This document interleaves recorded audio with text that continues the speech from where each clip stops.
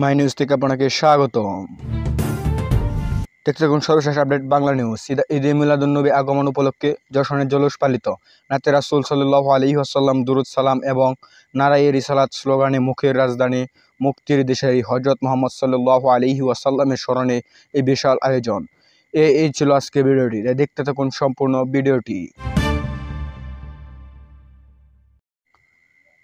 আপনারা সকলে অবগত আছেন যে 16 সেপ্টেম্বর ঈদে মিলাদুন্নবী, তাই এই উপলক্ষে কি হচ্ছে সেই নিয়ে আজকে ভিডিওটি। তাই দেরি না করে দেখতে থাকুন সম্পূর্ণ ভিডিওটি। ঈদে মিলাদুন্নবী আগমন উপলক্ষে যশোরে জুলুস পালিত। নাতে রাসূল সাল্লাল্লাহু আলাইহি সাল্লাম দুরূদ সালাম এবং নারায়ে রিসালাত স্লোগানের মুখের রাজধানী মুক্তির দিশারি হযরত মুহাম্মদ সাল্লাল্লাহু আলাইহি ওয়াসাল্লামের সালামকে স্মরণের এই বিশাল আয়োজন। শুক্রবার 13 সেপ্টেম্বর আঞ্জুমান-ই-রহমানিয়া আহমদ সুন্নিরা ট্রান্স ঢাকার আয়োজনে এতে অংশ নেন মুসল্লিরা। জাহিলি যুগে মানবতা যখন ঘোর অন্ধকারে, ঠিক তখনই সৃষ্টিকুলের জন্য মহান আল্লাহর প্রেরণ করেন হযরত মুহাম্মদ সাল্লাল্লাহু আলাইহি ওয়াসাল্লামকে। তার আগমনের মানবতা ফিরে পায় নতুন এক জীবন। মুহাম্মদ সাল্লাল্লাহু আলাইহি ওয়াসাল্লামের আগমনের পবিত্র দিনটি উদযাপন উপলক্ষে বাংলাদেশের বিভিন্ন পালিত হয় যশোরে জুলুসে ঈদে মিলাদুন্নবী। কাদেরিয়া তৈয়বা কামিল মাদ্রাসার উদ্যোগে এবার রাজধানীতে আয়োজন করা হয়েছে বর্ণাঢ্য শোভাযাত্রা।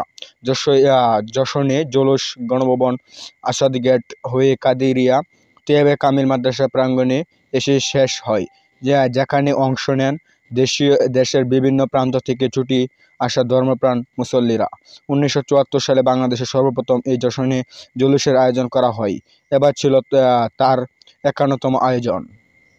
পবিত্র ঈদে মিলাদুন্নবীর আগমন উপলক্ষে যথাযথ মর্যাদা এবং ধর্মীয় বাকবন্দির মধ্যে দিয়ে রাজধানীতে পালিত হচ্ছে জুলুস। প্রধান অতিথি হিসাবে উপস্থিত ছিলেন পাকিস্তান থেকে আগত আল্লাহর রাসূলের বংশধরেরা।